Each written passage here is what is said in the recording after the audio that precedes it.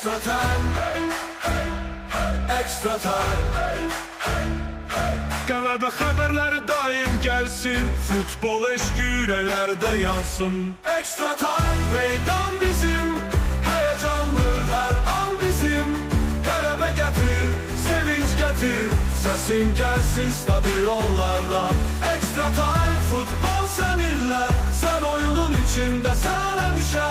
Bir yaşın mübarək olsun, gələcəkdə yeni zirvələr.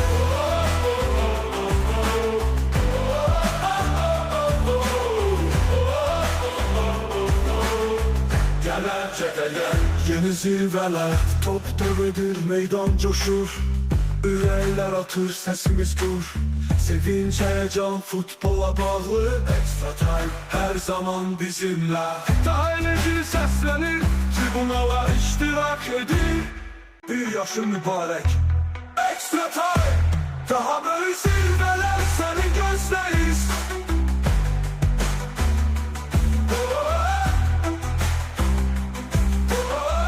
Gələcəkdə